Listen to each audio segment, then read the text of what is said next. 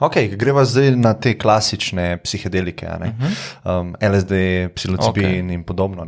Kaj bi nekako bili, po tvojem mnenju, neki taki terapevtski potenciali teh? Se nekaj sva že opredelila na začetku, ampak kako ti vidiš nekako integracijo teh snovi ponovno v družbo? To je dobro vprašanje. Ja, pač psihedeliki so res eno tako izredno orodje, ki jaz mislim, da bi lahko res eno veliko dobrobit prinesli družbi. Ne samo ljudem, ki imajo različne duševne težave, ampak ne vem, tudi v znanosti recimo. Ljudje imajo v psihedelični izkušnji občutek, da se njihova zavest recimo temeljno razširi. Imajo lahko uvide in spoznanja, ki jih v klasičnem vsakodnevnem stanju zavesti ne morejo imeti. In ta orodja res lahko v enih takih varni, strukturirani rabi ali pa okoliščinah res doprinesejo družbi na vseh nivojih. Tako da mene zelo veseli, da se situacija spreminja počasi. Mi smo 40 let prohibicije, od 70 let dalje, ker so bile vse raziskave s psihedeliki prepovedane. Se pravi, v zadnjih nekih 10-20 let se stvari malo spreminjajo. Jaz ko gledam, recimo imamo Južno Ameriko, imamo Peru pa Brazilijo, kjer je recimo ayahuasca legalna, kjer se uporablja v številnih krogih in družba popolnoma normalno funkcionira. Potem recimo primer na Jamajki, te Svete Gobice ali pa v Mehiki, kjer imamo predvsem v Mehiki stoletja oziroma tisočletja znano varno rabo. Recimo včasih ni bilo toliko zdravnikov, recimo, so ljudje bolj hodili res tem lokalnim zdravilcem, šamanom, ki so uporabljali te svete snovi, psihedelike, za namene zdravljenja, uvida, razumevanja. Tako da danes mislim, da imamo veliko priložnost, da to integriramo v družbo, se pravi na nivoju psihoterapije, psihiatrije. Drugače pa mislim, da bi bili zelo na mestu tudi različni centri, kjer bi lahko ljudje prišli, bi imeli varno izkušnjo, recimo umetniki,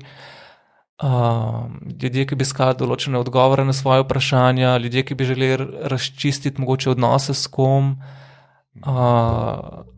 ljudje, ki bi iskali duhovne globoke izkušnje.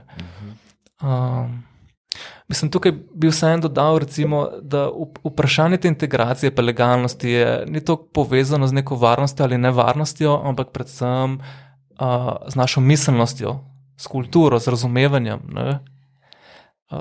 Recimo v Sloveniji imamo 2 drogi, legalni, prosto dosegljivi, ki vsako leto vzamete 3000 življenj. 3000 Slovencev vsako leto umre zaradi uporabe alkohola pa tobaka. Ampak kot družba pač smo se odločili, da je to cena, ki smo jo pripravljeni plačati, oziroma v tem ne razmišljamo celo kaj veliko. In naša družba čisto normalno funkcionira naprej. Ja, zdaj vprašanje, kaj je normalno. Kaj je normalno, res je, kaj je normalno. Ampak hočem reči, recimo, zaradi vseh ostalih prepovedanih drog umre v Sloveniji okrog 30 do 40 ljudi. Se pravi, 100-krat več jih umre zaradi alkohola pa tobaka. Zakaj pa misliš, da je prišlo predvsem v Evropi do te diskriminacije teh psihoaktivnih snovi, pa teh psihoaktivnih snovi, ki so nekako v družbi sprejemljive? Zakaj je do te razlike prišlo, po tvojem mnenju, čisto zgodovinsko? Jaz mislim, da je več vzrokov. Eden je ta, da bom začel na koncu, pa se bom vrnil mogoče na zgodovinske razloge. Recimo, psihoaktivne snovi bi lahko razvrstili v 2 koša. V en koš lahko damo snovi, ki na nek način nas sproščajo na način, da tlačijo dol nezavedne vsebine v naši psihi. Se pravi, če smo nemirni, anksiozni, če nas kaj skrbi, lahko kaj spijemo, lahko nekaj pokadimo, ne vem, ljudje, ki uživajo opijate, heroin, kokain, potegnejo črtico in se počutijo boljše. Na nek umeten način smo vzpostavili mejo med zavestnim egom pa nezavednim. Potlačili smo dol ene vsebine in počutimo se fajn, počutimo se ok.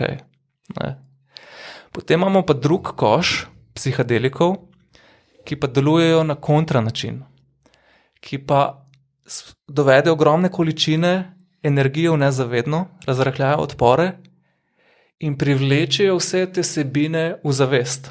Zato so številne psihedelične izkušnje lahko izredno naporne, izredno težke. Uporabniki trpijo, ne, s tem, ko zdravijo, ko procesirajo, ko integrirajo. Ne.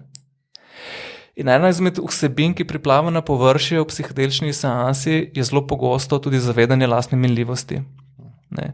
Vsi ljudje nosimo v sebi na tak ali drugačen način strah pred smrtjo. Ne.